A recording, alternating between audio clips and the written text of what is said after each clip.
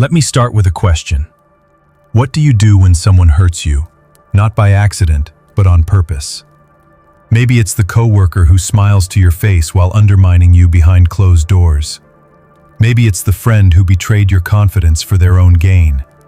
Or maybe it's family, the kind of hurt that cuts deep because it comes from someone who's supposed to protect you. Here's the thing. The world isn't short on people who will step on you if it benefits them. The real question isn't if it will happen. It's how you respond when it does. I've spent decades studying Stoic philosophy, and one truth echoes across centuries. Your power isn't in controlling the world, it's in controlling yourself.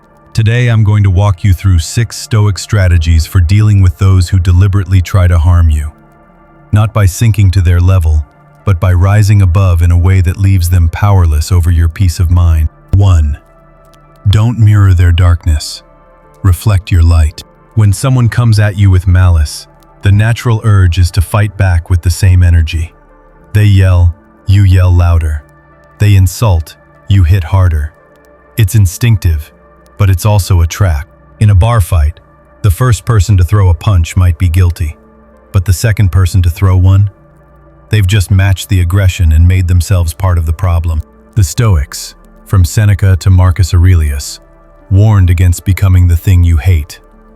If someone brings you darkness, don't hand them proof that it worked. Example. I knew a manager named Greg, who was constantly undermined by one of his team members. Let's call him Tom. Tom would question Greg's decisions in meetings, roll his eyes, and even spread rumors. Greg's first instinct was to shut Tom down publicly. But instead, Greg stayed calm, stayed consistent, and kept his work solid.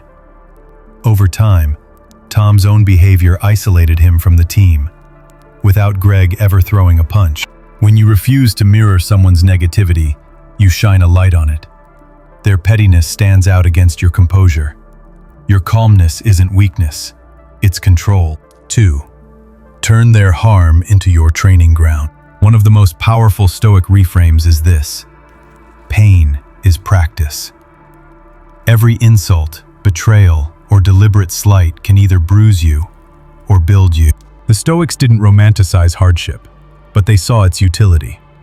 Seneca called difficulties the material that shapes the soul. Marcus Aurelius treated challenges as drills for the mind. Example. Think about an athlete training for a championship. They don't just practice on sunny days when the wind is at their back. They run in the rain. They lift when they're sore. Why? Because real victory requires being ready for any condition. When a person tries to hurt you, ask, what skill is this moment sharpening? Maybe it's patience. Maybe it's clarity under pressure. Maybe it's the ability to detach. By reframing the harm as training, you rob it of its sting. You stop asking, why me? And start asking, what now? That's the Stoic way. 3. Set boundaries without bitterness. Here's where many people misunderstand Stoicism. They think it means putting up with bad treatment in the name of self-control. That's wrong. The Stoics believed in protecting your inner citadel, the core of your being, and that means setting limits. Boundaries aren't about revenge. They're about respect for yourself. You can step back from a toxic person without turning it into a public feud. You can say, this isn't working, without spitting venom. Example. A friend of mine, Sarah, had a sibling who constantly criticized her life choices, career, relationships, even her hobbies. Every family gathering became an interrogation. Instead of exploding or cutting ties completely, Sarah simply reduced her time around that sibling, kept conversations short, and steered them to safe topics. Over time, the tension eased, not because her sibling changed, but because Sarah controlled the space where harm could happen. Boundaries are your way of saying, I care about my peace too much to stay where it's constantly under attack. 4. Refuse to carry their poison. When someone tries to hurt you, they often want you to hold on to it. They want you to replay their words, stew in resentment, and keep the wound fresh. That's handing them free rent in your mind. The Stoics were clear. Anger, when carried, is self-inflicted suffering. Marcus Aurelius wrote that the real damage isn't in what's done to you, but in how you let it live inside you. Example: I once consulted for a company where two co-founders had a bitter split. One of them, Jake, spent years talking about how badly he was betrayed. Every lunch meeting, every industry conference, same story, same bitterness. Meanwhile, the other co-founder had moved on, built a new business, and barely mentioned Jake at all. Guess which one was still stuck? Letting go doesn't mean excusing the wrong. It means refusing to be its long-term prisoner. 5. Respond with purpose, not emotion. When someone tries to provoke you, it's not always random. Often they want a reaction, because if you lose your cool, they get proof they can control you. Stoicism teaches that emotions are natural, but decision-making should be guided by reason. Your goal isn't to suppress your feelings, but to channel them into deliberate action. Example: 911 of mine, Michael, worked in sales. A competitor spread a rumor that he lied to clients. Michael was furious and ready to blast the competitor on social media. Instead, he gathered proof of his track record, continued delivering results, and quietly let his work speak. Within months, the competitor's credibility crumbled, without Michael having to say a word.